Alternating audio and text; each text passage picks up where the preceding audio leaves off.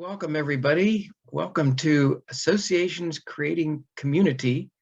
I'm Jeff Glassie, a partner with Whiteford, Taylor, and Preston in the association's nonprofits and political organizations practice.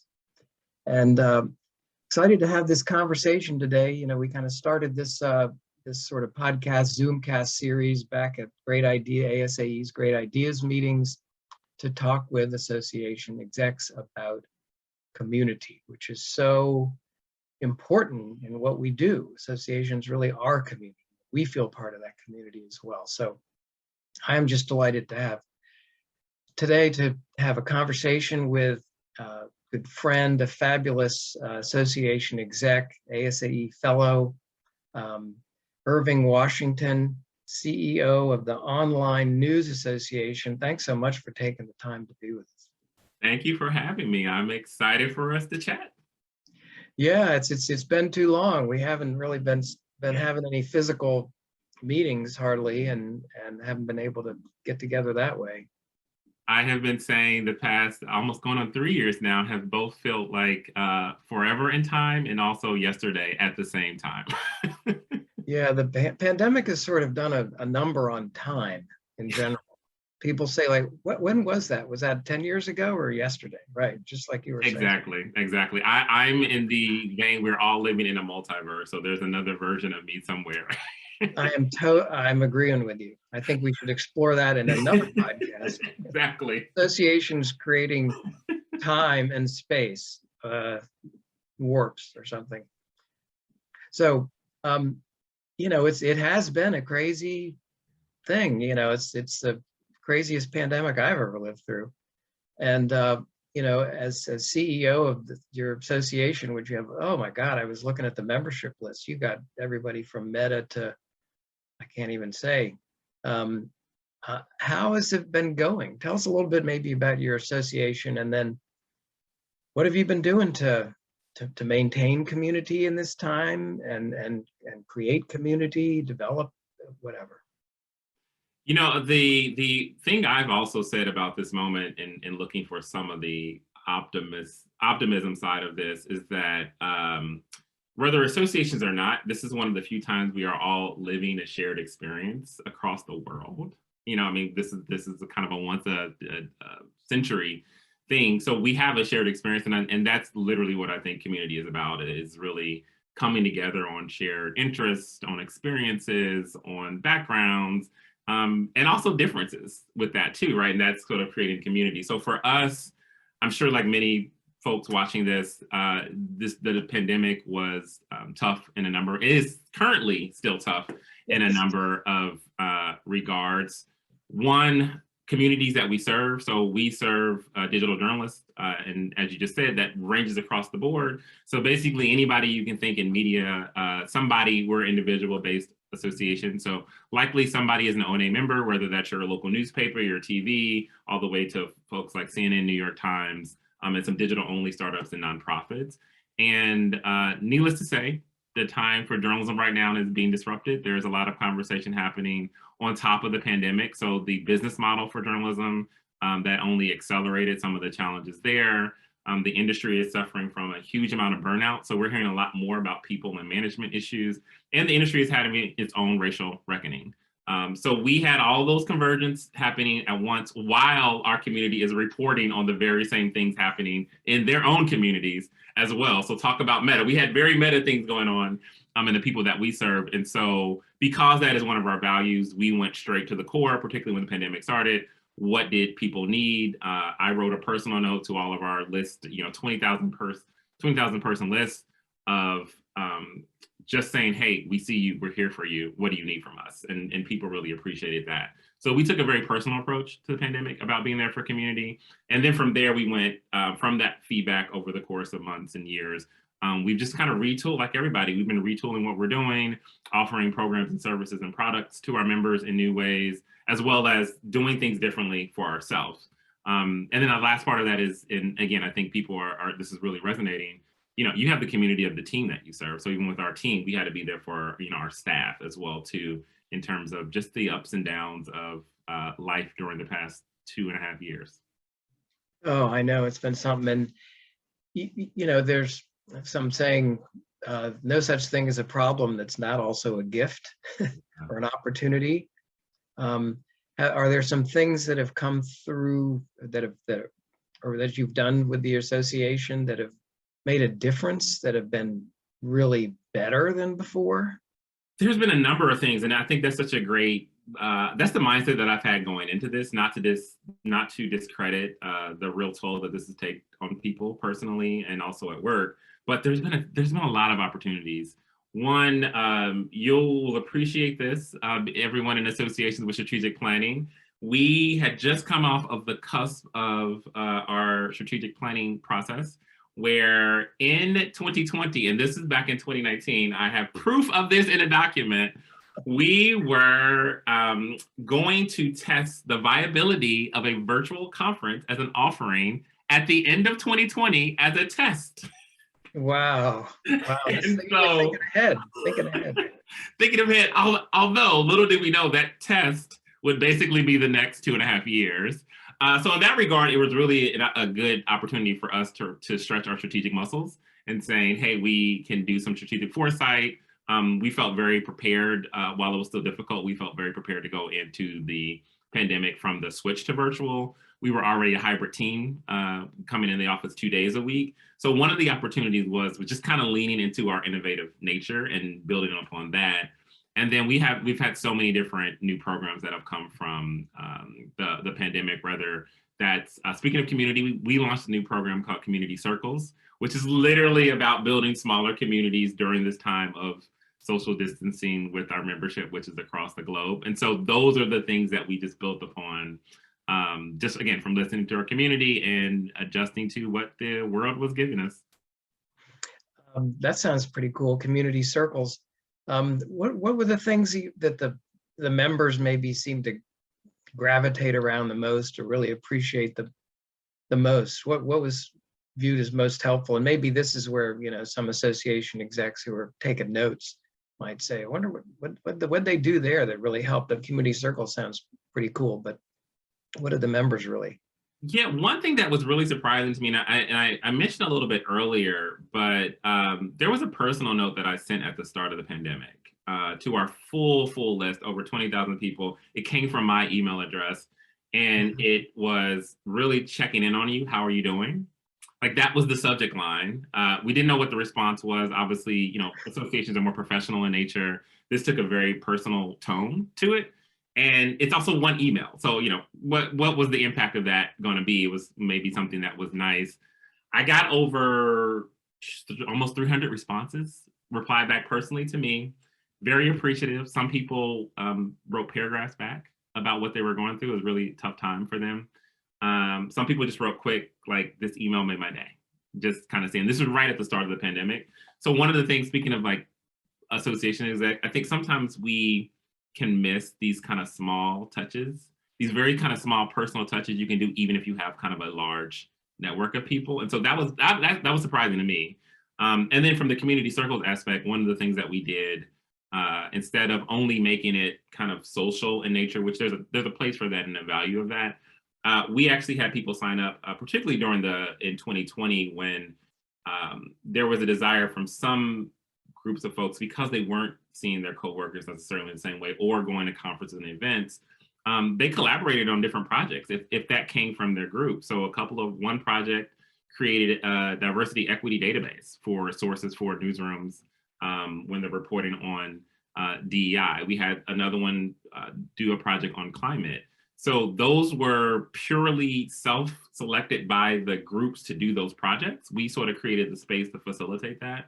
And they had a really good time during a dark period where they not only were building community with each other, but they actually were contributing to a resource that other parts of our community could take part of.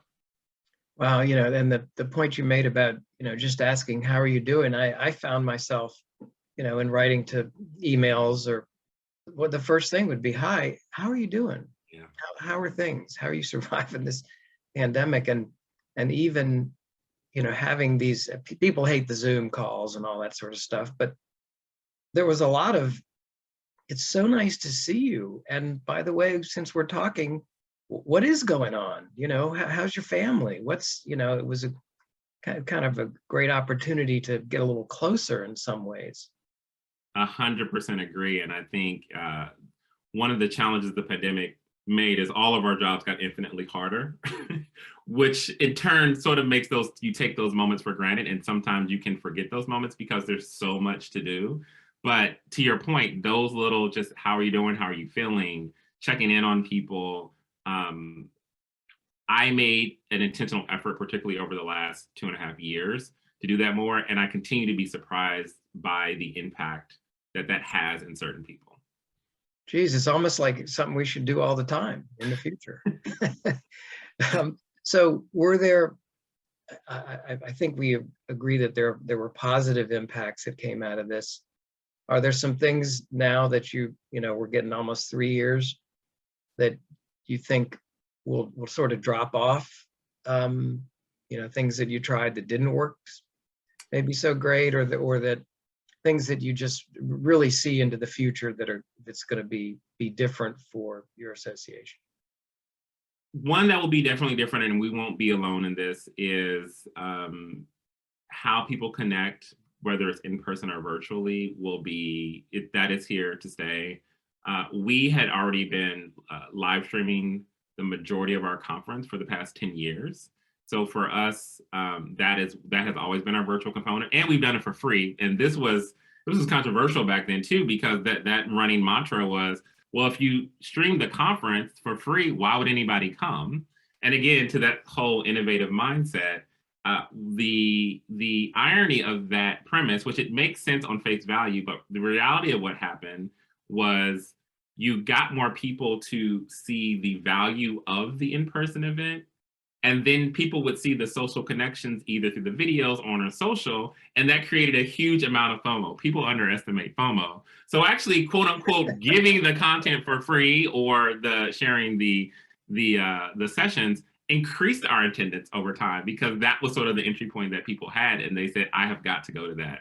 Wow, yeah, good point. And so for us, if we started there, what does this new hybrid world look like now that everybody is sort of focused on it, and we tend to look at ourselves kind of on the more innovative side? So I think the thing that will be here to stay, and we're having active conversations now, is what does that unique experience look like? And for us, it's more than just streaming a room, right? And sort of elevating that concept. So that's one of the bigger things. And then the other thing for us as well too is we're having more conversation, and I think this is really good for associations.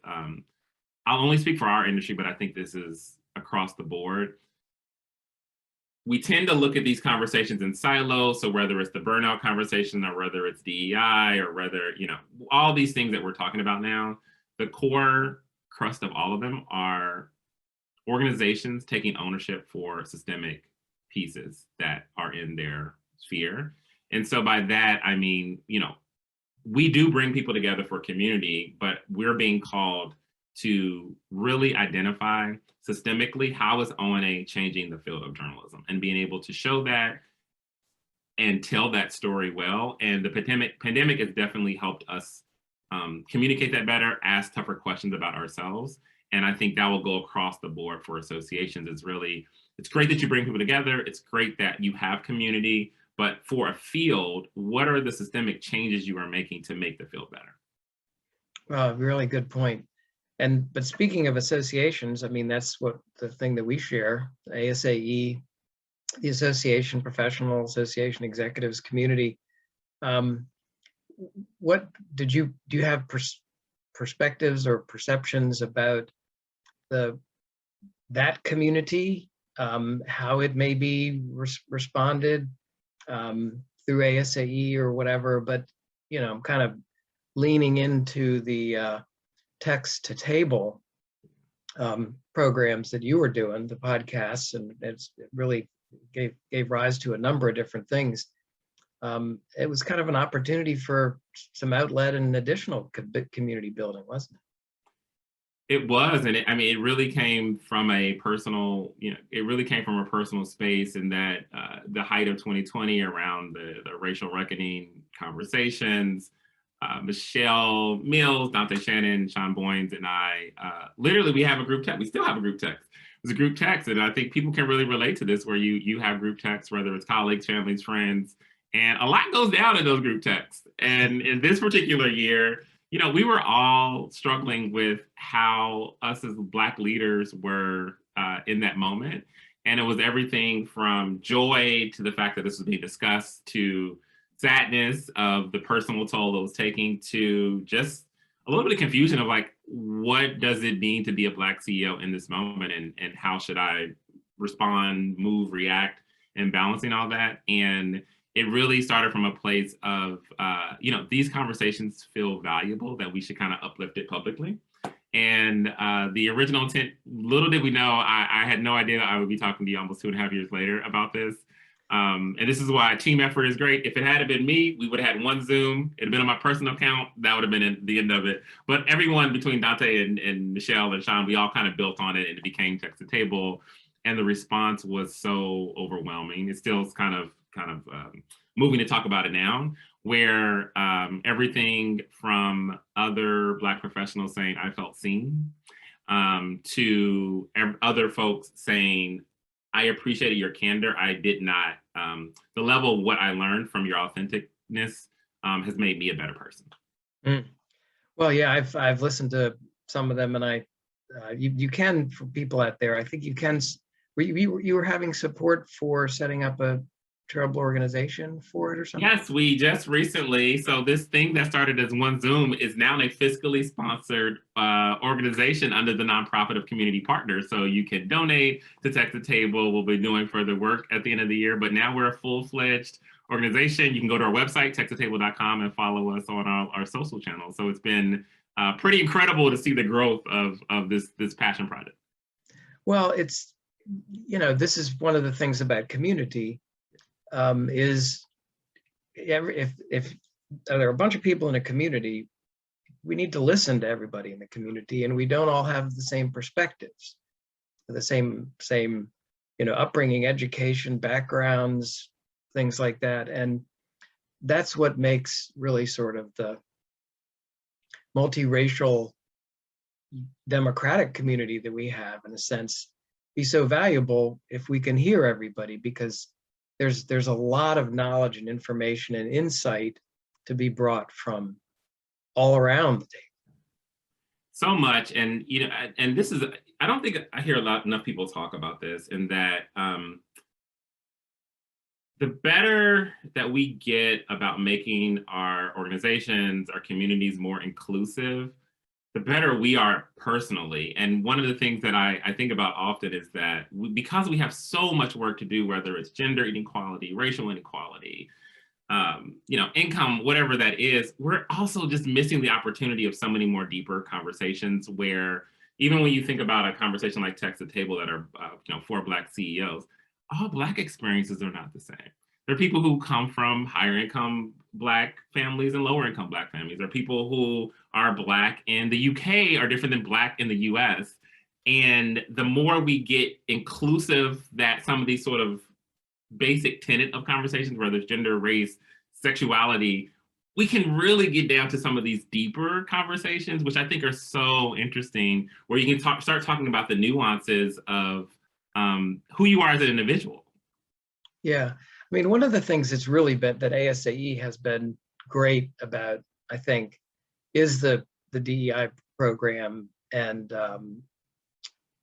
there are so many different perspectives you can learn from. It's so much more valuable to be able to learn. And, one of the things also, I guess, is empathy.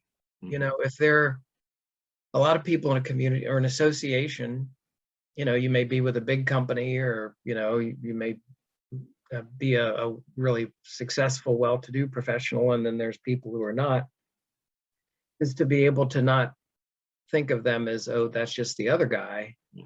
But there's somebody who, may need my help, and I also can learn from. I learned a lot just on a personal level when, in 2020, I was fortunate enough to read The Warmth of Other Suns and Cast by Isabel Wilkerson. And it was just like, oh, wow. Yeah. That's kind of, new information, new perspectives. And it seems to me it's such a valuable, I don't know, so it seems to me it's a valuable thing to promote. And I'm very glad that ASAE is doing that, that so many associations are doing it. It is, there is some, as we see now, some sort of pushback on that. And I don't know if you have any thoughts about that. Yeah, I mean, at first I need to just give a shout out, obviously, to ASAE. One, I am literally a byproduct of sort of what, speaking of community, of what ASAE has done for communities where I've been in the DELT program, which is the Diversity Executive Leadership Program. And speaking of what I was just referencing before, there's such a mix of folks in there that I've been able to just hear from so many different backgrounds from a variety of different sectors and individual experiences. And then also moving forward, super excited about Michelle Mason, and she's talked openly about conscious inclusion that ASAE is doubling down on and offering future services for associations. So excited about not only the work ASAE has done, but it's also doing. And I think that's a big part of, you'll hear Michelle talk about it, where in the conscious inclusion strategy is how to have these conversations, because there is pushback and not everyone is open to some of these conversations. And I think the piece of this that I tend to think about a lot, and this is what I offer when I'm in rooms of pushback, is that conversations today will not be viewed in the same way as these conversations 10, 20, 30 years from now. And one of this actually happened recently. I listened to, I think it's the Serial podcast. I'm going to misquote it. It's going to be awful. The podcast for Nice White Parents, which talks about the education system and how well-intended white parents have drastically changed some of the systems in schools that have been harmful to people of color or students of marginalized backgrounds. And one of those, it was a school in New York, and I'm going to misquote what year it was, but they had changed the requirements for admission into the school. So, and the school is predominantly white. They wanted to diversify the school more. And there were several parents who were upset by this and said that it was not fair to their students. And I thought this was interesting listening to this podcast. There was only a brief mention of that story. So I went back and I Googled and I said, I don't remember that. I want to Google that story. And I found a newscast that did the story. And in the newscast from, again, people I represent in the media, the whole story never interviewed a Black person or a Black parent. It was only from a white parent viewpoint about that. And so I think when we're having these conversations today, and if that story would have aired today, I think a lot of people would immediately caught that and said there's something wrong with this. That wasn't the case back then. That was a perfectly socially acceptable story. It had good points to it. They did make some good points. Is this lowering the standard of the school? And so I think in these kind of pushback conversations, I tend to ask myself, 10, 20 years from now, what would people say about this conversation? And how would I feel about where I was in this conversation? Yeah, I mean, it's a real great, I think, opportunity. One of the things that I've thought and I've expressed in fellows meetings, I don't know if anybody listened, is association executives are some of the smartest managers. It's not like you can take all these members and tell them what to do, and there's not an owner. It's all about governance and process and listening and working things out. And you all have such amazing skills. I mean, I'm just a lawyer. I can figure some of that stuff out, but being able to deal with budgets and employment issues and governance and membership and trade shows and all is really, I mean, I'm in awe of association executives and CEOs, and I've often felt, now you do great in your association. Could you just bring that to the world? Do you mind? Yeah. Broaden out a little bit. Yeah. And I hope that some of the skills and the perspective and and all that association execs have can, become leaders outside of just their associations or our association community, but even more broadly into, society and, the world and the cosmos and that kind of thing. I agree. I mean, and I think the interesting moment, I'm excited about the moment now. I know, people in leadership roles, what defines a leader today is so dynamic. And, people are discovering it. Some people are struggling with it. I think the biggest thing that I see is a shift is really recognizing the power that we have as associate executives, particularly us in the CEO roles, and recognizing there's a whole generation of people coming behind us that are future leaders that have a whole different mindset on power, leadership, challenging the norms. I'll share one story with you. I was a part of a international group of nonprofit CEOs and organizations all across the world, a lot of social justice, so not necessarily associations, but a lot of social justice orgs. And there were two execs, they were executive directors, they were co-executive directors. And I'm sure you can imagine the question, and they were also two women. And I can sure you imagine if people listening right now was like, oh, well, people have kind of heard of that, but the obvious question is like, well, who's going to make a decision? How can you have two co-executive directors? Like, there's nobody to make a call. And of course, this was the same conversation there. And I will never forget what she told us in the group. And she said, did you ever stop and think that the reason why that mindset of you need someone to make a call is because it comes from a white dominated culture where you conquer things? And so you need to have one general to essentially conquest or take over and make all the decisions, versus could there be a world where people could collaborate and share leadership and disagree, but come to a mutual decision? And I stopped and I said, you know what? No, I didn't think about that. Wow. Yeah. Like I've accepted by default that you need someone in charge. There has to be a head honcho in charge because otherwise decisions don't get made. And I think you have people coming behind us now that are like, actually, no, why can't we have shared leadership? Yeah, people make decisions by consensus all the time. I'll go down one tangent. The Iroquois Confederacy back in 1142 set up a system of, it was really consensus-based governance of the Six Nations. And there are a lot of things, first of all, the women chose the leaders, but there are a lot of things that they would not do unless there was full consensus. And so you're making up a big, you're making a good point. And, that could be a topic for another conversation. I know. Consensus-based, I don't know what some people might think about that, but I'm open to it because, we can always do better and well, I think the leadership point that I take from it is, the traditional model is this is the one way. And I think as we move forward, we need to be open to the fact that there's multiple ways. Yes, you could still have the traditional, one leader model. You could have the 2 leader model. You could have consensus model.